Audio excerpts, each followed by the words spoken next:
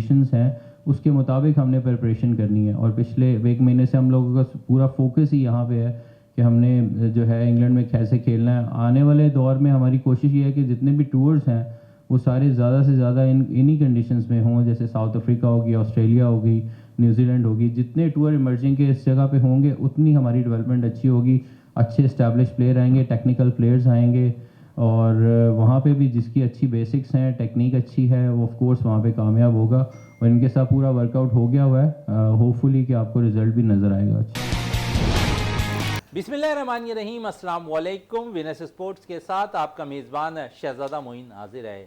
कुछ ड्रामाई test matches बहुत कम देखने को मिलते हैं, लेकिन सब कुछ हो गया कल और इंग्लैंड ने फतह हासिल की 22 रन से। और किस तरह हासिल किया, अगर किसी ने वो मैच अगर देखा है ना, भरपूर एंजॉयमेंट वाला मैच था और आखिरी विकेट खेल रही थी इंडिया की और ऐसा लग रहा था ये टारगेट जो है चेस करने में जो है इंडिया कामयाब हो जाएगा।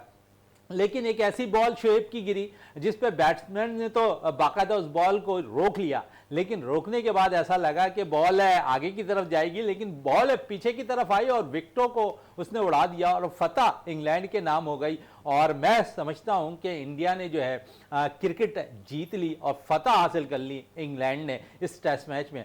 बड़ा दिलचस्प मैच रहा और इसमें इंडिया की ही टीम को शिकस्त का सामना करना पड़ा। इंग्लैंड ने ये सीरीज़ अपने नाम की और जहां पर अगर हम देखें तो इस टेस्ट के अलावा जो ऑस्ट्रेलिया और वेस्ट इंडीज़ के दरमियान मैच खेला जा रहा था, वहां भी बिल्कुल जो है तवक्को के बरक्स चीज़ें होती दिखाई दी। पहले इनिंग में ऑस्ट्रेलिया थोड़ा सा मज़ामत करता नज़र आया, दूसरी इनिंग में अच्छा स्कोर करने में कामयाब रही, पहली इनिंग में वेस्ट इंडीज़ भी, लेकिन दूसरी इनिंग में जो है यहाँ पर वेस्ट इंडीज़ की टीम है सिर्फ 27 रन पर आउट हो गई।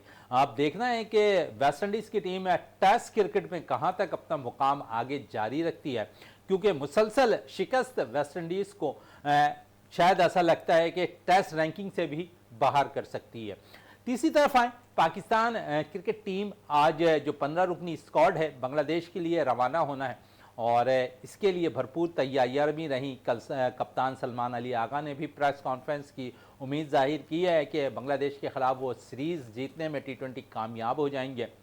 उनका कहना था कल के हवाले, कल जो उन्होंने प्रेस कॉन्फ्रेंस की, उनका कहना था कि कंडीशन थोड़ी सी सेम होती है लेकिन मुश्किल विकेट करार दिया बांग्लादेश की, जहां पर हमें उन्होंने कहा कि हमारे बैटर्स के लिए इतना आसान नहीं होगा यहां पर आसानी से बॉल को पिच करना। तो यकीनन जहां पर बैटर्स के लिए प्रॉब्लम हो तो वहां आपके पास अच्छे स्पिनर्स हैं, वहां पर आपके पास जो अच्छे फास्ट बॉलर्स हैं। और फिर मोहम्मद नवाज के हवाले से उनसे जब सवाल किया गया तो उन्होंने कहा कि शादाब की जगह हम एक ऐसे सीनियर प्लेयर्स को टीम में चाह रहे थे और नेमुल बदल हमें मोहम्मद नवाज की सूरत में नज़र आया, क्योंकि हमें लंबे अरसे तक अगर हम देखें तो एक इवेंट खेलना है, एशिया कप और फिर वर्ल्ड कप, उसके लिए हम भरपूर तौर पर तैयारी कर रहे हैं।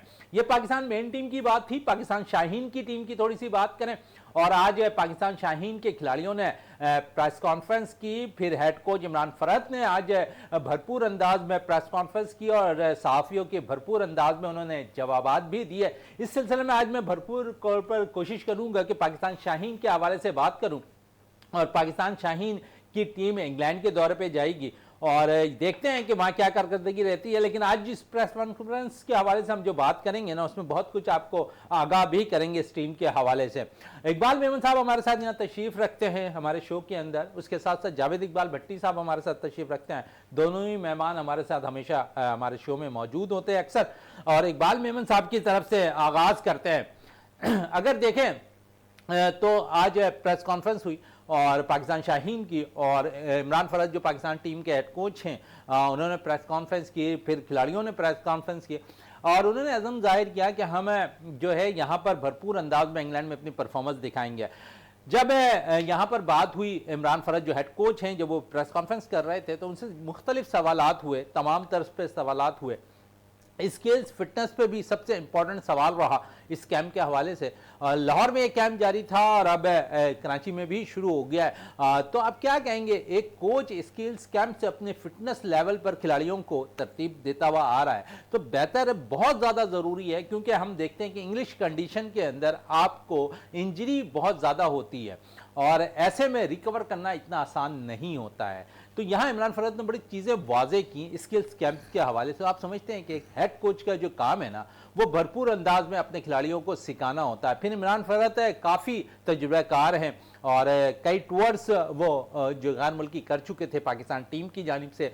एज ए हेड कोच वो इस प्रेस कॉन्फ्रेंस में आज लीड भी कर रहे थे। क्या कहेंगे इमरान फरहत के हवाले से? देखें, बिल्कुल इमरान फरहत की जो उन्होंने डिटेल्स बताई हैं वो बिल्कुल अपनी जगह सही है, क्योंकि देखें सिर्फ स्किल्स नहीं देखे जाते, खिलाड़ी का हुनर नहीं देखा जाता, उसकी एजिलिटी, उसकी फिटनेस सबसे बड़ी चीज़ है। अगर फिटनेस नहीं है तो फिर आपका हुनर जो है वो काम नहीं आता।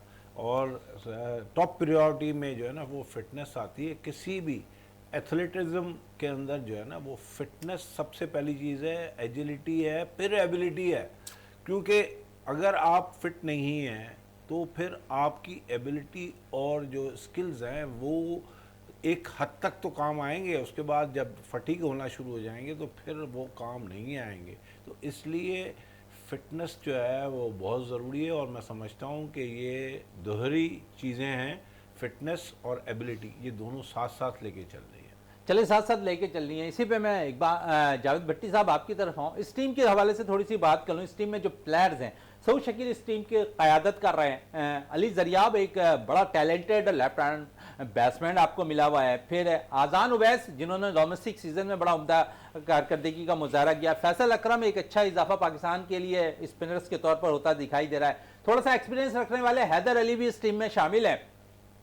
मास सदाकत जिन्होंने पाकिस्तान सुपर लीग में उम्दा परफॉर्मेंस दी, जावेद साहब वो इस टीम में शामिल हैं। मेहरान मुमताज़ शामिल हैं, बड़ा अच्छा लेफ्ट आर्म स्पिनर है और करीब ऐसा लगता है कि बहुत जल्दी वो पाकिस्तान टेस्ट टीम के लिए डेब्यू भी कर जाए। उसके अलावा मीर हमजा एक्सपीरियंस होल्डर, मैं समझता हूँ कि इस वक्त सबसे मेन किरदार बॉलिंग के शोबे में मीर हमजा दिखाते हुए नजर आएंगे। और मोहम्मद सुलेमान एक अच्छा इजाफा है पाकिस्तान टीम के अंदर इसमें, और अच्छी विकेट कीपिंग का भी मुजाहरा करते रहे हैं। उसके अलावा मुबशिर खान एक अच्छा ओपनर मैं कह सकता हूँ, एक अच्छा ऑलराउंडर कह सकता हूँ मुबशिर को। वो मूसा खान काफ़ी एक्सपीरियंस रखते हैं और पाकिस्तान को रिप्रेजेंट भी कर चुके हैं। उसके अलावा जिसके लिए हम कहा जा रहा था ना कि सिंध से एक ऐसा प्लेयर निकल कर आया है जिसको पॉलिश करने की ज़रूरत है, तो मुश्ताक करोड़ भी इस टीम में शामिल हैं। उसके अलावा उमैर बिन यूसुफ कराची से ताल्लुक़ रखते हैं, बड़े ज़बरदस्त ओपनिंग बल्लेबाज हैं। और रोयल नज़ीर विकेट कीपर, बड़ा ज़बरदस्त विकेट कीपिंग का मुजाहरा उन्होंने अंडर 19 सतह से करते हुए आ रहे हैं। पाकिस्तान को रिप्रेजेंट भी किया है, पाकिस्तान शाहीन को रिप्रेजेंट किया है। उसके अलावा अगर बात करें तो यहाँ पर उन्होंने अंडर 19 वर्ल्ड कप में भी पाकिस्तान टीम की क़यादत की है। साजिद खान एक अच्छा स्पिनर, ऑफ स्पिनर जिसको कहा जाए पाकिस्तान के लिए, क्योंकि नुमान और साजिद ने पाकिस्तान को कई फतूहात दिलाए। पाकिस्तान ए टीम में वो शामिल है। और इसके अलावा अगर बात करें तो शाहिद अजीज एक ऐसी दरियाफ्त कह सकते हैं जो इस PSL से निकलकर सामने आई और जिसकी स्पीड के बारे में ये कहा जा रहा है कि इस वक्त पाकिस्तान का सबसे तेज बॉलर तस्वर किया जाता है। उसके अलावा शुमाइल हुसैन है इस टीम में और बड़ी ज़बरदस्त कारकर्दगी शुमाइल की भी रही है, ओपनिंग बल्लेबाज हैं, अच्छी कारकर्दगी दिखाते रहे। फिर जो है उबैद शाह इस टीम में है, नसीम शाह के भाई, और अच्छे फास्ट बॉलर हैं वो उबैद शाह। तो क्या कहेंगे, आज इसके हवाले से प्रेस कॉन्फ्रेंस भी हुई है, प्ले आज़ान ने भी प्रेस कॉन्फ्रेंस की, पाकिस्तान शाहीन के जो हेड कोच हैं इमरान फरहत भी काफ़ी पुरुमीद नज़र आ रहे हैं इस टीम से, उम्मीद कर रहे हैं कि ये टीम इंग्लैंड में अच्छी कारकर्दगी दिखाई देगी। और फिर उन्होंने जितने भी प्लेयर्स थे उन्होंने कहा कि हम अच्छे डोमेस्टिक सीजन में उम्दा कारकर्दगी दिखाने वाले प्लेयर्स को सिलेक्ट किया है, कुछ सीनियर जूनियर का मिलाप भी रखा है इस टीम में। फिर ओपनर्स भी हमारे पास 4 इस टीम में मौजूद हैं। बहुत सी चीज़ों को लेके वाज़े तौर पर चल रहा है। तो क्या कहेंगे कि बड़ा एक्सपीरियंस वाली टीम इन्हें इंग्लैंड के टूर के लिए मिली है, और इसमें क्या कहाँ तक आप समझते हैं कि कामयाबी पाकिस्तान को नसीब होगी? उन्होंने कहा कि प्लेयर्स हमारे पास अच्छे हैं, परफॉर्म उन्हें करना है। जी मोइन भाई, बहुत शुक्रिया। जिस तरीके से आपने देखा कि इमरान फरहत ने जो आज प्रेस कॉन्फ्रेंस की और तमाम प्लेयर्स को साथ लेकर और कप्तान को साथ लेकर, और जिस तरीके से कप्तान मौजूद नहीं था, प्लेयर्स आज जरूर मौजूद थे। वो मकसद हाँ सऊद नहीं था, लेकिन ये कि जो उनकी प्रेस कॉन्फ्रेंस और जो उनकी बॉडी लैंग्वेज थी, उनके चेहरे का जो इत्मीनान था वो बता रहा था। और जैसे उन्होंने कहा कि हमने जो प्लेयर सेलेक्ट किए हैं वो बिल्कुल परफॉर्मेंस पे सेलेक्ट किए हैं। जैसे आपने हम अज़ान अवैस के बारे में कह रहे थे, बहुत अरसे से मास सदाकत है वो आ गया, और मूसा खान की इंटरव्यू हुई काफ़ी अरसे बाद, और फिर उबैद शाह आ गए और शुमाइल आ गया। ये 3-4 प्लेयर ऐसे हैं जैसे अभी आपने कहा कि ओपनर्स के तौर पे भी खेलते रहें, और जो टीम अनाउंस की है, जैसे आपने उसामा मीर की बात की कि वो बिल्कुल ओझल हो गए थे, पर्दा स्क्रीन पे थे ही नहीं पाकिस्तान क्रिकेट बोर्ड के, और वो भी ये इंग्लैंड के टूर के नहीं, लिए उसामा मीर दस्तयाब है। नहीं है इस टीम में। वो उसामा T20 सॉरी, वो तो जिस तरीके की टीम इन्होंने अनाउंस की है, और इंशाल्लाह जैसे हमने भी देखा, आपने भी देखा, तमाम लड़के जो हैं डोमेस्टिक में परफॉर्म कर रहे हैं। जैसे अजान अवैस से इससे पहले जो है हम तो उनके लिए ये कह रहे थे कि वो कौमी टीम में आ जाए, लेकिन जो इन्होंने परफॉर्मेंस पे टीम सेलेक्ट की है, और आज प्रेस कॉन्फ्रेंस में देख लें, जिस लड़के से भी आपने बात करना चाहिए, उन्होंने जो है भरपूर, यानी कि उन्होंने ये बताने की कोशिश की कि हम इंग्लैंड के टूर में जाकर 100% देंगे।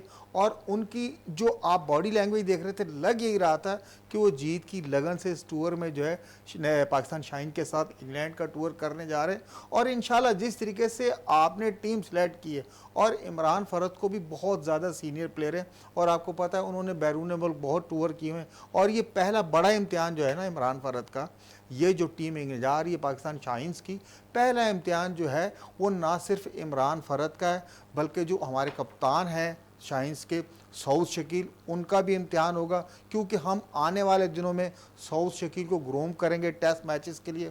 वहाँ जो 4 रोज़ा मैचेस होंगे, तो इन लड़कों की परफॉर्मेंस वहाँ मैटर करती है। जैसे उमैर बिन यूसुफ है, आपको पता है कि वो भी बहुत अरसे से दस्तक दे रहे हैं कौमी टीम के दरवाजे पे, लेकिन ये कि अभी उनकी जगह नहीं बन पा रही। तो इंशाल्लाह ये जो इंग्लैंड का टूर है पाकिस्तान शाइन्स का, ये इन लड़कों की जो सलाहियतें हैं वहाँ जाके इसका जब इजहार करेंगे, तो और भी इनके आगे के लिए जो है दरवाजे खुलते चलें, जाएंगे। दरवाजे खुलते जाएंगे। और जिस तरह प्रेस कॉन्फ्रेंस में आज इमरान फरद के साथ साथ क्रिकेटर्स कह रहे थे, जो नौजवान क्रिकेटर्स हैं उनमें आज़ान अवैस थे, उबैद शाह थे, ज़रियाब थे, दीगर और प्लेयर्स भी शामिल थे जिन्होंने आज प्रेस कॉन्फ्रेंस का हिस्सा बने, उन्होंने अपनी सजेशन भी दी। और आप समझते हैं कि नौजवानों को एक प्लेटफॉर्म अच्छा मिल रहा है, और उनका यही कहना है कि हमने डोमेस्टिक में जो कारकर्दगी दिखाई, उसकी सूरत में हमें पाकिस्तान शाहीन में जो है हमें मौका मिला, और हमारी 100% कोशिश होगी कि हम अच्छा परफॉर्म करें। और जो कोच और फिर फिटनेस लेवल पर जो बात कर रहे थे, उन्होंने कहा कि हमें स्किल्स कैंप हमें लाहौर में करने को मिला, वहाँ हमने भरपूर तौर पर ट्रेनिंग की। आप जो इससे कबल कह रहे थे ना कि स्किल्स पर जो बड़ी तवज्जो देने की ज़रूरत है, तो वहाँ उन्होंने कहा कि एक अच्छा फैसला पाकिस्तान क्रिकेट बोर्ड का रहा कि स्किल्स कैंप उन्होंने लगाए, फिर यहाँ पर हमने प्रैक्टिस सेशन लिया। तो नए खिलाड़ियों के लिए, जिस तरह अजान फर्स्ट टाइम जा रहे हैं, अजान की अगर हम देखें तो डोमेस्टिक के अंदर बड़ी अच्छी परफॉर्मेंस है। उबैद तो शायद 2-3 दफ़ा टूर्स कर चुके हैं बादशाह, और बड़ी ज़बरदस्त उनकी भी कारकर्दगी रही। तो आप समझते हैं इनके लिए एक अच्छा प्लेटफॉर्म सेट हुआ है, यहाँ वो परफॉर्म करें, जिस तरह जावेद साहब कह रहे हैं कि यहाँ परफॉर्म करें, दरवाजे इस वक्त पाकिस्तान के मेन टीम के लिए खुले हुए नज़र आ रहे हैं। बिल्कुल, देखें ये नौजवान खिलाड़ी हैं, और इनको जितनी ज़्यादा आप अपॉर्चुनिटी देंगे तो वो अपने आप को एक्सप्रेस करने के लिए, क्योंकि ज़बानी तौर पे तो उन्होंने अपने आप को एक्सप्रेस कर दिया, इंटरव्यू में बता दिया, वो एक कॉन्फिडेंस शो कर रहे हैं, लेकिन अब जो है उनको अपने स्किल्स जो है ना और वो दिखाने होंगे, और उसके लिए पाकिस्तान ने जो है वो उनको अपॉर्चुनिटी दी हुई है। इंग्लैंड जाएंगे वहाँ पे, और मेरा ख्याल है इंग्लैंड से ज़्यादा अच्छी जगह कोई हो भी नहीं सकती अपने आप को एक्सप्रेस करने के लिए, इंग्लैंड है या ऑस्ट्रेलिया है। तो इस वक्त उनके लिए बेहतरीन मौका है कि अपने आप को एक्सप्रेस करें, जो बातें उन्होंने कही हैं इंटरव्यूज़ में वो वहाँ पे फुलफ़िल करने की कोशिश करें और अपना लोहा मनवाएं। चलें, अपना लोहा मनवाएं। और यकीनन पाकिस्तान शाहीन की जो आज प्रेस कॉन्फ्रेंस थी, कोच इस वक्त इमरान फरहत ने जिस तरह जो है टीम के बारे में कहा कि हमारी टीम बड़ी मजबूत है, बॉलिंग, बैटिंग और फील्डिंग तीनों शोबे में अच्छी हम कारकर्दगी दिखाएंगे इंग्लैंड के अंदर, और उम्मीद करेंगे कि ये टीम पाकिस्तान के जो है फतह दिलाकर इंग्लैंड से वापस आए।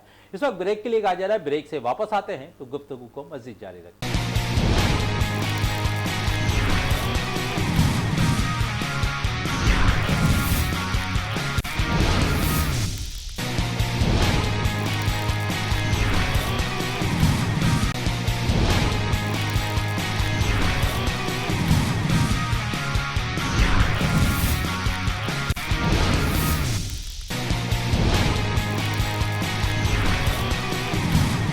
Welcome back. और जिस तरह हम बात कर रहे थे वक्फे से कबल पाकिस्तान शाहीन की टीम के हवाले से, अब थोड़ी सी मेन टीम पे आ जाएं। पाकिस्तान टीम ने रवाना होना है बांग्लादेश है, जहां पर 3 T20 मैच खेलने हैं। जावेद इकबाल भट्टी साहब, पाकिस्तान टीम आज रवाना हो रही है, और क्या कहेंगे इस टीम के हवाले से? कितना समझते हैं कि बांग्लादेश के खिलाफ हम सीरीज़ में कामयाबी हासिल कर लेंगे?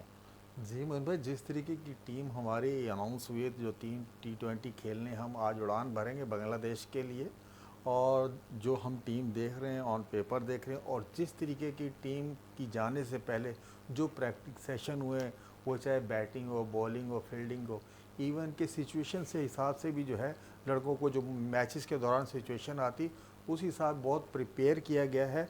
और इंशाल्लाह बांग्लादेश में जाके जो इनका जो मैं जो है, जिस तरीके से पाकिस्तान में हमने जो है बांग्लादेश को वाइट वॉश किया था, लेकिन गो कि आप बांग्लादेश खेलने जा रहे हैं, हमारी टीम मजबूत है, लेकिन बांग्लादेश की टीम जो हमेशा से बांग्लादेश में बहुत ज़्यादा मजबूत होती है, और जिस तरीके की उनकी विकेट्स होती हैं वो अपनी विकेटों से बखूबी वाकिफ़ हैं। और पाकिस्तान के लिए ये टूर जो है ये बिल्कुल आसान नहीं, ये बहुत चैलेंजिंग टूर है। आप बांग्लादेश को बिल्कुल आसान हरीफ नहीं ले सकते, क्योंकि बांग्लादेश का क्राउड और बांग्लादेश की टीम, बांग्लादेश में जो उनके रिज़ल्ट हैं वो तकरीबन 90% जो है बांग्लादेश की फेवर में ही रहते हैं। तो पाकिस्तान की टीम के लिए बहुत अच्छा ये चांस है कि आप बांग्लादेश में जाके बांग्लादेश की टीम के ख़िलाफ़ जो T20 आपने खेलने जो 22 से शुरू हो रहे हैं, तो ये आपको वहाँ आपकी स्ट्रेंथ जो है, जो आपने पाकिस्तान में बांग्लादेश के ख़िलाफ़ सीरीज़ खेली थी, उसी को कंटिन्यू करें। और जिस तरीके से हमारे जो हेड कोच है माइक हैसन, और जो उनके साथ जो इन्होंने 15 दिन से जो यहाँ कैंप लगा हुआ था कराची में, वहाँ से भी जो उन्होंने हासिल किया, वहाँ जाके अपनी सलाहियतों का इजहार करें, और इंशाल्लाह पाकिस्तानी टीम जो एक दफ़ा फिर T20 फॉर्मेट में जो है अपना खोया हुआ मकाम हासिल कर सकती है। चले खोया हुआ मुकाम हासिल कर सकती है। और इकबाल मेमन साहब, कल प्रेस कॉन्फ्रेंस की पाकिस्तान टीम के कप्तान हैं सलमान अली आगा ने T20 के, और उन्होंने जब उनसे सवाल किया गया कि कुछ सीनियर प्लेयर्स को आपको साथ चाहिए, तो उन्होंने बाबर के हवाले से सवाल हुई, शाहीन के हवाले से, और दोनों पे उन्होंने कहा कि इनकी जो है ना एक्सपीरियंस हमें गिनवाने की ज़रूरत नहीं है, वर्ल्ड क्लास प्लेयर हैं, पाकिस्तान के नंबर 1 प्लेयर्स हैं, दोनों के मुतालिक उन्होंने यही कहा। तो आप समझते हैं कि उन्होंने अपना फ़र्ज़ तो पूरा कर दिया, लेकिन मैं समझता हूँ कि बाबर की ज़रूरत आपको बांग्लादेश की टूर में T20 में पड़ सकती है। देखें, उन्होंने जो जवाब दिया वो बड़ा अच्छा दिया और डिप्लोमेटिक जवाब दिया, क्योंकि वो ना तो सेलेक्टर्स को नाराज़ कर सकते थे और ना ही अपने सीनियर खिलाड़ियों के ख़िलाफ़ जो है कोई बात कर सकते थे। ये तो अंडरस्टूड बात है कि दोनों ही हमारे वो खिलाड़ी हैं जो वर्ल्ड क्लास ब्रैकेट्स में आ सकते हैं। बाकी दूसरे खिलाड़ियों को तो अपना लोहा मनवाना पड़ेगा। ये खिलाड़ी तो ऑलरेडी, और रिजवान इनके साथ मिलके तो एक बेहतरीन खिलाड़ी हैं, और मैं समझता हूँ कि बड़ा डिसेंट किस्म का और बड़ी कर्टसी के साथ बड़ा डिप्लोमेटिकली उन्होंने जवाब दिया है, और ना तो नाराज़ किया है पीसीबी को और सिलेक्शन कमेटी को, ना उसने जो है बाबर और शाहीन को किया। तो मैं समझता हूँ कि बिल्कुल सही जवाब दिया। और इकबाल भाई, लग ऐसे रहा है कि जैसे कप्तान हमारे जो जवाब दे रहे थे, जब बाबर, रिजवान या शाहीन के बारे में पूछा गया, उन्होंने बस वो गोल मोल सा एक जवाब देके अपने ऊपर एक फर्ज। अच्छा, नवाज के हवाले से भी उन्होंने, मैं समझता हूँ कि बड़ा अच्छा उन्होंने जवाब दिया है कि उन्होंने कहा कि शादाब टीम में नहीं है, हमें एक्सपीरियंस प्लेयर की जरूरत थी, रिप्लेसमेंट के तौर पर हमें मोहम्मद नवाज की सूरत में नजर आया। ये जाहिर करता है, थोड़ा सा जो है ना, ये थोड़ा सा जाहिर करता है कि एक तो कप्तान जो है हमारा बड़ा इंटेलिजेंट और स्मार्ट है, जवाब देने में जो है उसकी तैयारी खूब है। और दूसरी बात यह है कि देखें, ये चीज़ तो वो मतलब अंग्रेज़ी में कहते हैं in the hearts of the heart, जो उनका दिल है ना, उसके अंदर ये तो वो मानते होंगे कि देखें दुनिया के जो क्लास प्लेयर्स हैं पाकिस्तान के, उनमें बाबर है, आपका रिजवान है, और फ़खर है, और शाहीन शाह अफरीदी है, और लिमिटेड ओवर्स में आपका हारिस भी है। तो वो उससे तो इन्होंने तो अभी अपना लोहा तो नहीं मनवाया ना, वो तो अपना लोहा मनवा चुके हैं ना दुनिया में, दुनिया उनको मानती है ना। तो इसमें मैं नहीं समझता कि उन्होंने कोई गलत बात की है। बाकी सिलेक्शन कमेटी देखें, उसमें कप्तान एक होता है डेफिनेटली, लेकिन ये कि अब हमें मूव ऑन होना चाहिए, और ठीक है उनके बगैर भी हम खेल के देखें। चले जावेद साहब इस पे कुछ कहना चाह रहे हैं इकबाल मेमन साहब? वो असल मसला देखें उनको पता था कि जब प्रेस कॉन्फ्रेंस होगी तो नवाज के मुतालिक लाजमी सवाल आएगा, तो लग ऐसे रहा था कि उन्होंने जो पहले से उन्हें बता दिया था कि ये जवाब देना है, उन्होंने वही गोल मोल सा दिफा किया। देखें, ये कोई बात नहीं है कि जी एक्सपीरियंस अगर हमें चाहिए था तो हमने मोहम्मद नवाज को जो शादाब की जगह सिलेक्ट कर लिया। भाई, आपके पास और भी तो यंग प्लेयर थे जैसे अभी कासिम अकरम, मेहरान मुमताज़, आपके पास तो ये सारे प्लेयर मौजूद थे, लेकिन ये है कि आपने उनका दिफा करना था तो दिफा कर लिया, और जिनके बारे में जो आपने राय देनी थी आपने वो गोलमोल सी राय दे दी। देखिए, कप्तान को भी एक रोड में लग यही रहा है कि दिया जाता है कि भाई इस पे आपने चलना है, तो हमारा जो कप्तान है वो भी उस पे ही चल रहा है। और जिस तरीके की उनकी हालिया परफॉर्मेंस है और उनकी फॉर्म लगी हुई है, तो हमें उम्मीद करनी चाहिए कि जिस तरीके से वो आके डिफेंड कर रहे हैं प्रेस कॉन्फ्रेंस में भी, और इंशाल्लाह पाकिस्तानी टीम को भी जो है उसी मकाम पर लेकर जाएं जिस मकाम पे T20 में हम कुछ अर्सा पहले हुआ करते थे।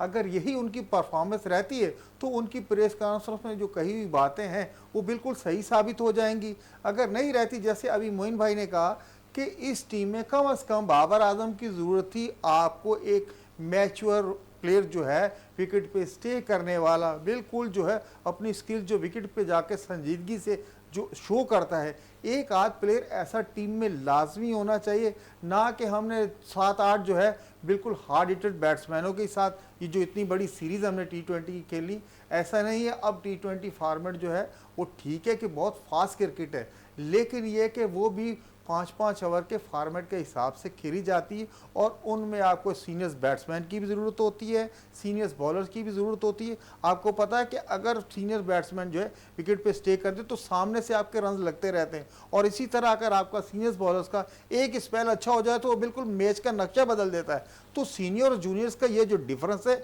ये तो कायम रहेगा। क्या कहे हैं इकबाल मेमन साहब? देखिए, लेकिन साथ साथ मैं कुछ मिडिल ऑर्डर पर बात करना चाहूँगा, क्योंकि हम अक्सर देखेंगे कि क्योंकि स्पिनर्स का रोल बांग्लादेश में बड़ा इंपॉर्टेंट रहेगा। बांग्लादेशी स्पिनर्स अभी भी हमसे ज़्यादा हावी नज़र आएंगे वो अपने होम ग्राउंड के अंदर। मिडिल ऑर्डर पर अगर हम देखें तो हसन नवाज को परफॉर्म करना पड़ेगा, खुशदिल शाह मौजूद हैं, हुसैन तलब टीम के साथ मौजूद हैं, फ़हीम अगर खेलते हैं तो फ़हीम, खुशदिल शाह। तो आपको इन 4-5 बैटर्स पे बड़ी तवज्जो देने की ज़रूरत है इस टूर पर, और इस टूर पर अपना रोल अदा करना पड़ेगा। जिस तरह हसन नवाज ने न्यूजीलैंड में सेंचुरी स्कोर की, पाकिस्तान सुपर लीग में उम्दा परफॉर्म, बांग्लादेश के खिलाफ सीरीज़ में उम्दा परफॉर्म, फिर बांग्लादेश के खिलाफ उनके होम ग्राउंड पर वो खेल रहे होंगे, तो यहाँ पर उनको अपना प्रूफ देना पड़ेगा कि वाकई वर्ल्ड क्लास जो है मिडिल ऑर्डर बैटर हैं। देखें, वर्ल्ड क्लास मिडिल ऑर्डर या उनके बराबर होना एक बात है, और अपने टाइम पे एग्जीक्यूट करना दूसरी बात है। हमारे खिलाड़ियों में मैं ये नहीं कहता कि उनमें जो है वो सलाहियत नहीं है, सलाहियत बिल्कुल है, लेकिन कहीं ना कहीं प्रोफेशनलिज्म नहीं है और थोड़ा सा अनप्रोफेशनल है, और इसी वजह से वो एग्जीक्यूट नहीं कर पाते। मतलब है कि पोटेंशियल उनमें उतना ही है जितना वर्ल्ड क्लास प्लेयर्स में होता है, लेकिन ये है कि कहीं ना कहीं वो एग्जीक्यूट करने में, डिसीशन मेकिंग में, at the spur of the moment कौन सी बॉल को हिट करना है, कहाँ हिट करना है, वो प्रोफेशनलिज्म उनमें थोड़ा सा कम है। इसी वजह से प्रॉब्लम होती है। नहीं तो मैं उम्मीद करता हूँ कि ये जो आपने नाम गिनवाए हैं उनमें बिल्कुल सलाहियत है, और कम से कम बांग्लादेश के ख़िलाफ़ तो उनको परफॉर्म करना चाहिए। और वहाँ पे मतलब है कि अगेन बांग्लादेश हालांकि हमें टेस्ट क्रिकेट में यहाँ पे हरा के गई है, लेकिन ये कि वो सेकंड कैटेगरी में आती है, पाकिस्तान भी सेकंड कैटेगरी में जो है वो टॉप पे आ सकता है, लेकिन ये कि उनको ये मौका है बेहतरीन, और उस अपनी सलाहियतों को एग्जीक्यूट करें किसी भी तरह। पोटेंशियल में वो कम नहीं है, और इसी वजह से जो है ना वो इकबाल भाई देखें, जैसे अभी मैंने नाम लिया है कि खुशदिल शाह हो गया, फ़हीम अशरफ हो गया, तलत हो गया, हसन नवाज हो गया, देखें ये वो प्लेयर हैं जिन्होंने PSL में बहुत अच्छी परफॉर्मेंस दी। एग्जैक्टली। और फ़हीम अशरफ हो गया, इनको तो बिल्कुल PSL की परफॉर्मेंस पे ही टीम में लेकर और फ़हीम अशरफ और खुशदिल जो है उन्होंने रिसेंट पास में अच्छी परफॉर्मेंस दी है। हाँ, तो यही परफॉर्मेंस हमें बांग्लादेश में दरकार होगी। और अच्छा, बड़ा इंपॉर्टेंट रोल रहेगा इसमें पाकिस्तान टीम के स्पिनर्स पर अगर थोड़ी सी बात कर लें तो इब्रार टीम के साथ हैं, इब्रार ने भी अच्छा परफॉर्म किया हुआ, सुफियान मुकीम आपके पास अच्छा स्पिनर मौजूद है, और फिर मोहम्मद नवाज एक्सपीरियंस रखते हैं। 3 आपके पास रेगुलर स्पिनर्स कह सकता हूँ, उसके अलावा पार्ट टाइम आपके पास साइम भी मौजूद हैं, दीगर और भी बॉलर्स बॉल करते हैं, खुद सलमान अली आगा बॉल कर रहे होते हैं। तो हमारे पास तो स्पिनर्स की भरमार नज़र आ रही है। यहाँ पर हम जवाब दे सकते हैं बांग्लादेश में स्पिनर्स का? बिल्कुल मोइन भाई, जिस तरीके से हमने क्वालिटी स्पिनर्स जो है हमारी टीम में शामिल है, सुफियान मुकीम हो गया, अबरार हो गया, आपको पता ही है क्वालिटी स्पिनर्स है। और फिर जैसे सलमान अली आगा बहुत अच्छी बॉल करा लेता है, और फिर उन्होंने बहैसियत सीनियर जो है लेफ्ट आर्म मोहम्मद नवाज को भी इन कर दिया है। साइम अयूब अच्छी बॉल कर लेता है, खुशदिल शाह अच्छी बॉल कर लेता है। स्पिनर्स का अगर आप देखते हो तो स्पिनर्स का कोटा हमारे पास वैसे ही कंप्लीट था। अगर वो कह रहे हैं कि हमने मोहम्मद नवाज को जो इन किया है, अगर 11 में ये तमाम के तमाम खेलते हैं तो फिर तो नवाज का फ़ायदा। अगर आप एक स्पिनर्स को जो है डग आउट में बिठा देते हैं तो फिर तो नवाज को ले जाने का कोई फ़ायदा ना हुआ। लेकिन ये है कि जिस तरीके के बांग्लादेश की स्पिनर्स वहाँ कामयाब होते हैं और जो वो बॉलिंग करते हैं, हमारे भी बिल्कुल उन्हीं की क्लास के बॉलर्स हैं, लेकिन बस जिसने वहाँ क्लिक कर लिया तो इंशाल्लाह वो वहाँ अच्छी बॉल करेगा। चले किल कर लिया तो वहाँ अच्छी बॉल करते हुए नज़र आएंगे। और इकबाल मेमन साहब, मैं 2-3 दिन से अपने शो में यही पूछना चाह रहा हूँ हमेशा अपने मेहमानों से कि बैट्समैन का रोल बड़ा इंपॉर्टेंट रहेगा इस सीरीज़ में। और ऐसा लगता है कि वहाँ पर बॉल बड़ी रुक कर आती है, हमारे मिडिल ऑर्डर्स को भी प्रॉब्लम होगी, हमारे ओपनर्स को भी प्रॉब्लम होगी। तो आप समझते हैं कि यहाँ इतनी, क्योंकि मैंने देखा कि जो कैंप यहाँ पाकिस्तान का जारी था आज अख्ताम पजीर हुआ है और उसमें बहुत सी चीज़ें माइक हसन ने जो है सिखाई हैं बैटर्स को। फिर बॉलिंग कोच ने भी बड़ी ज़बरदस्त अपनी तजुर्बे जो हैं बॉलर्स तक मुंतकिल किए हैं। कुछ नए नए तजुर्बे भी कोचेज़ ने किए हैं विकेट के ऊपर, बैटर्स को नए तरीके से जो है बैटिंग भी करवाई है। फिर बॉलर्स के लिए भी बॉल रख कर वहाँ पर हमने देखा है कि टिप पे मारने की प्रैक्टिस हुई है। तो आप समझते हैं बहुत सी चीज़ें इस कोच ने हमें सिखाई हैं, इसका प्रूफ देना पड़ेगा कि हमें कितना किस हद तक हमने जो है ना यहाँ पर अपनी कारकर्दगी दिखाई है। देखें, कोच ने अपना फ़र्ज़ जो है पूरा कर लिया है यहाँ पे कम से कम, और वहाँ जाके तो उनको करना पड़ेगा। लेकिन ये अब देखते हैं कि कितना उसी चीज़ को अडॉप्ट करते हैं। अब उन्होंने एक ही स्पॉट पे जगह पे उनको कहा है कि बॉलिंग कराएं, वहीं से दोनों तरफ मूव करें। स्पिनर्स को भी जो है इनकी लाइन एंड लेंथ पे बात की है, बैट्समैन को बहुत ज़्यादा प्रैक्टिस करवाई है। आप कहते हैं कि बॉल वहाँ पे ठहर के आएगी, तो क्या है कि बैट्समैन को भी ठहरना पड़ेगा। नहीं, हमारे पास ऐसे बैटर T20 वाले नहीं हैं जो ठहराव रखते हो। मैं सिर्फ समझता हूँ कि इस टीम के अंदर 1 से 2 बैटर्स ऐसे हैं, जिस तरह हुसैन तलत इस टीम के अंदर मिडिल ऑर्डर में है, ठहरना जानते हैं। इसी तरह साहबजादा फरहान है, विकेट पे ठहरना जानते हैं। हसन नवाज के लिए पहला मौका होगा कि ऐसी विकेट पर वो सामना करेंगे। इससे कबल वो न्यूजीलैंड में हमने देख लिया कि उनकी कारकर्दगी कैसी रही, 1 सेंचुरी है, बाकी मैचेस में उनकी परफॉर्म नहीं। पाकिस्तान सुपर लीग में विकेट आपको बैटिंग ट्रैक नजर आया, वहाँ परफॉर्म करते रहे। सीरीज बांग्लादेश के खिलाफ हुई, बैटिंग ट्रैक नजर आया, वहाँ परफॉर्म करते नजर आए।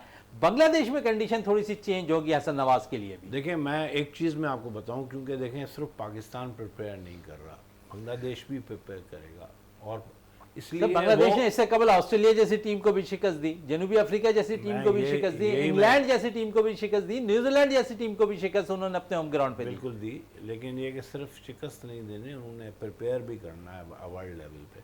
अगर वो चाहते हैं कि वर्ल्ड लेवल पे वो प्रिपेयर करें तो उनको जो है स्पोर्टिंग पिचेस बनानी पड़ेंगी। उसमें जो है हमें भी एडवांटेज हो, उनको भी एडवांटेज हो, ताकि आप जो है वर्ल्ड लेवल पे खेल चुके हैं। बाकी अगर आपने सिर्फ पाकिस्तान अपने मुल्क में सिर्फ रिकॉर्ड्स बनाने हैं तो फिर आपको जो जब चैम्पियनशिप्स आती हैं या टूर्नामेंट्स आते हैं फिर उसमें आपको परफॉर्म करना मुश्किल हो जाता है। जी इकबाल भाई देखें, हर मुल्क जो होता है ना अपना एडवांटेज लेता है, ठीक है, होम एडवांटेज लेता है। बांग्लादेश भी जो है होम एडवांटेज लेता है। हमें इस पे तो कोई हक नहीं है कि हम कहें कि जो स्पोर्टिंग बनाया सिर्फ हमारे लिए।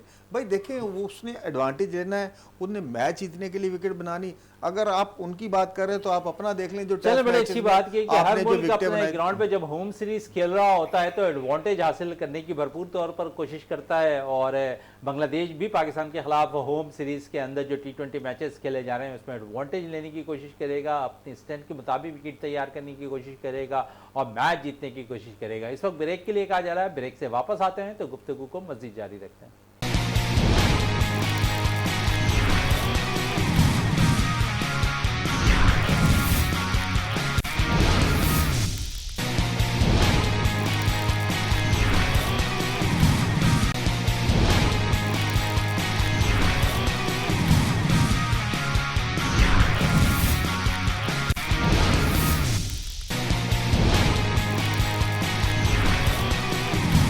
Welcome back. और एक दफ़ा फिर हमें स्टूडियो पे मौजूद हैं और इकबाल मेमन साहब हमारे साथ हैं, जावेद इकबाल भट्टी हमारे साथ मौजूद हैं। और जिस तरह हम बात कर रहे थे पाकिस्तान शाहीन की, जिस तरह पाकिस्तान मेन टीम की, और अब थोड़ा सा क्योंकि टेस्ट मैचेस हुए हैं, 2 बड़े दिलचस्प एक जानिब ऑस्ट्रेलिया और वेस्ट इंडीज़ की टीम मद्दे मुकाबिल थी, तो दूसरी जानिब इंग्लैंड और जो है इंडिया की टीम मद्दे मुकाबिल थी। और कल का जो मैच है इंग्लैंड और जो है इंडिया के दरमियान खेला गया, बड़ा दिलचस्प मैच था और ऐसा लग रहा था कि इंडिया की टीम इस मैच में कामयाबी हासिल कर लेगी। आखिरी विकेट खेल रही थी और ऐसा लग रहा था कि मैच बचा कर ले जाएंगे, लेकिन एक ऐसी बॉल विकेट पर पड़ी और जिस पे बैटर्स ने उसे रोका, लेकिन बॉल रुकी ज़रूर, सामने गिरी भी ज़रूर, लेकिन बैक पे चली गई। ऐसा लगता है किसी हवा ने बैक की तरफ किया उस बॉल को और विकेटें उड़ गईं और इंग्लैंड कामयाब हो गया। शायकीन क्रिकेट है जो वहां पर इस मैच को एंजॉय कर रहे थे, यकीनन देखने से वो ताल्लुक रखता था। वो आखिरी विकेट वाला सीन अगर जिसने मिस किया ना, तो मैं समझता हूँ टेस्ट क्रिकेट के अंदर ना ऐसी बॉल को मिस करना ना, मैं समझता हूँ माफी नहीं मिल सकती है। इस पे जावेद साहब क्या कहेंगे कल के आखिरी उस बॉल के हवाले से? जी मोइन भाई, देखें वो जैसे अभी आपने कहा कि उस बॉल को जिसने मिस किया तो समझो टेस्ट क्रिकेट का जो मज़ा नहीं लिया उसने।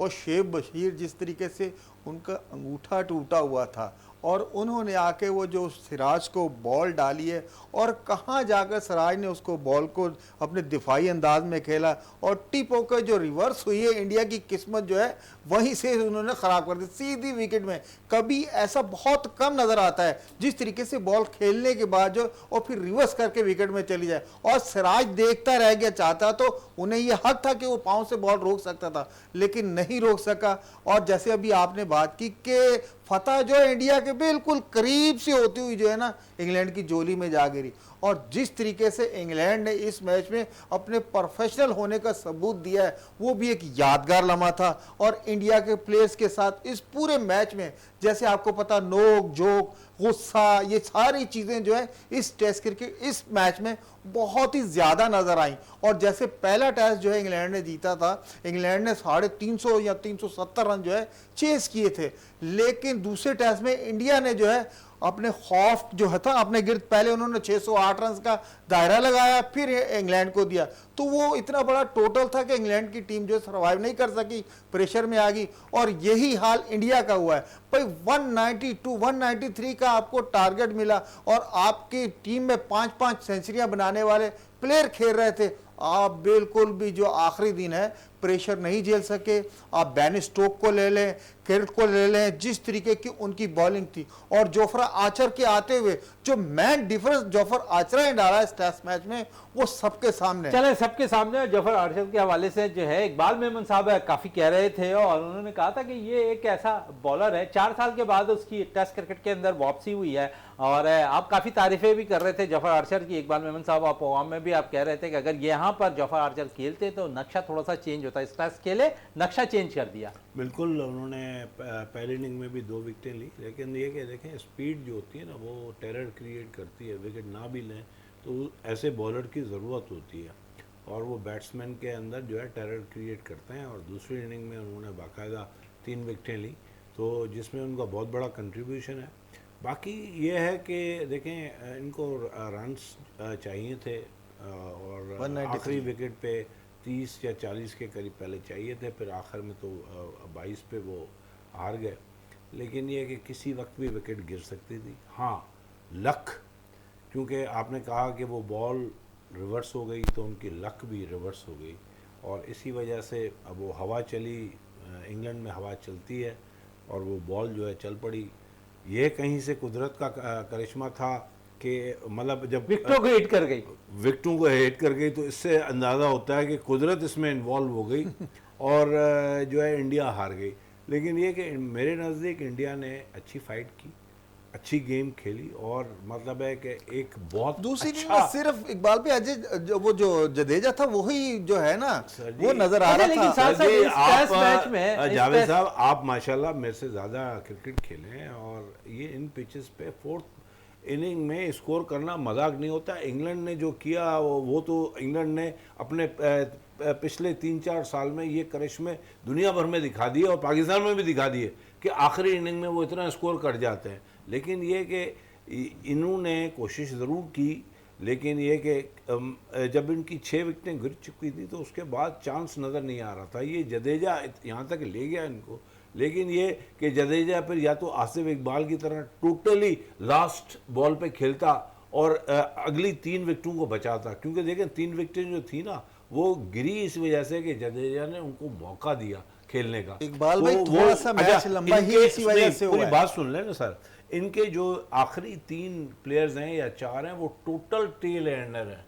आपको ये चीज़ ऑस्ट्रेलिया में सिर्फ हैजलवुड जो है ना उसको आप प्रॉपर टेल एंडर कह सकते हैं, बाकी दूसरे जो हैं बिट्स एंड पीसेस में खेलते हैं। लायन भी साला खेल जाता है, स्टार्क के 2000 रन हैं। आपका पैट कमिंस को देखें आपने कैसी इंपॉर्टेंट इनिंग्स खेली है। बुमराह ने भी बेचारे ने कोशिश की, लेकिन Bumrah is a tail ender batsman.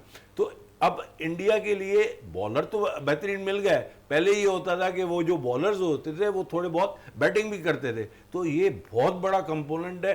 Jadeja बेचारा अकेला क्या करेगा, इतनी बेहतरीन इनिंग खेली है जडेजा के, अगर मेरे बस में होता तो मैं उसको मैन ऑफ द मैच देता। लेकिन क्या है कि ये बाकी ये कि आपने कहा कि किस्मत की देवी उनके साथ नहीं थी। इकबाल भाई देखिए, क्रिकेट इसमें सब कुछ होता है। अगर आप राधे की, बुमराह की या जडेजा की बॉलें देखें ना, तकरीबन वो 20 से 22 ओवर्स की बॉलें जो है उन्होंने जडेजा के साथ विकेट पे स्टे किया, इन तीनों ने। सर जी वो बिल्कुल सही है, मगर हैं वो टेल एंडर, कहीं ना कहीं वो गलती करेंगे। चलो शायकी ने क्रिकेट के हवाले से थोड़ा बता दें कितना एंजॉय किया होगा वहां पर क्रिकेट देखने वालों ने। देखें पैट कमिंस और स्टार्क ने कितनी दफा जितवाया है, कितने टेस्ट मैचेस उन्होंने जिताए हैं। जब बैट्समैन दूसरी साइड पे नहीं था फिर भी वो जीते हैं, क्योंकि उनके अंदर वो कैपेबिलिटीज हैं। 2000 रन इज नॉट सर ये प्रेशर बर्दाश्त नहीं कर सकते, वो जडेजा हो या कोई भी हो, जब उनके बैट्समैन जब रन चलो इन्होंने प्रेशर की बात की ना, थोड़ा सा प्रेशर टाइम थोड़ा सा शॉर्ट है इकबाल भट्टी साहब, और मैं ऑस्ट्रेलिया और वेस्ट इंडीज के टेस्ट पे भी बात कर लूँ थोड़ा सा। और जहाँ पर जो आपने प्रेशर की बात की ना, बड़ी टीमों का बड़ा प्रेशर होता है। काली आंधी अपने दौर में बड़ा प्रेशर मारती थी दूसरी टीम में, और ऐसा लगता है कि अब काली आंधी खुद इसका शिकार होती दिखाई दे रही है। आखिरी इनिंग में वो 27 रन पे ऑल आउट हो गए। क्या कहेंगे इस टीम के हवाले से? पहली इनिंग अच्छी उन्होंने कारकर्दगी दिखाई, दूसरी इनिंग के अंदर 27 पे आउट होना, फिर ऑस्ट्रेलिया जैसी टीम को पहले इनिंग में बेबसी की तस्वीर बनाना, दूसरी इनिंग में ऑस्ट्रेलिया ने कुछ अच्छी कारकर्दगी दिखाई, फिर यहाँ पर जिस तरह आउट हुए और टीम को शिकस्त हुई वेस्ट इंडीज को, तो मैं यही देख रहा हूं कि वेस्ट इंडीज कुछ फास्ट बॉलर तो रोल अदा कर दे रहे हैं, उनके बैटर से अंदर वो दमखम नहीं है। मोहन भाई सिर्फ ये देखें, ये ऑस्ट्रेलिया और वेस्ट इंडीज की सीरीज में जो है ना, जब ये वेस्ट इंडियन बॉलिंग बॉल कर रहे होते थे बॉलर्स, तो तब थोड़ा सा मजा आता था कि हाँ बॉलर्स बहुत अच्छी बॉल कर रहे हैं। लेकिन देखें जब वो पहले इनिंग में 225 रन बनाते हैं तो वेस्ट इंडीज की टीम जो है 143 पे आउट हो जाती है, और फिर जब उन्हें टारगेट दिया जाता है तो 27 रन पे पूरी टीम आउट हो जाती है। सिर्फ एक प्लेयर उनका जो 11 रन बनाए, उसके बाद किसी ने 8 से 9 रन नहीं बनाए। तो ये क्लेबर जब क्रिकेट में वेस्ट इंडीज का होगा, मुझे ये लग रहा है वेस्ट इंडीज की जीवन T20 फॉर्मेट से आज तक बाहर ही नहीं निकल पाई। आपको 2 से 3 चांस मिले इस टेस्ट सीरीज में जीतने के, दूसरे टेस्ट में भी आपको टारगेट में आप कुछ नहीं कर सकते। तो वेस्ट इंडीज में वो बैट्समैन ही नहीं रहा है। अब अगर उन्होंने बॉलर्स डाले हैं तो उनके पास बैट्समैन नहीं है। पहले अगर बैट्समैन बैटिंग कर लेते तो उनके पास 20 विकेट लाने वाले बॉलर नहीं होते।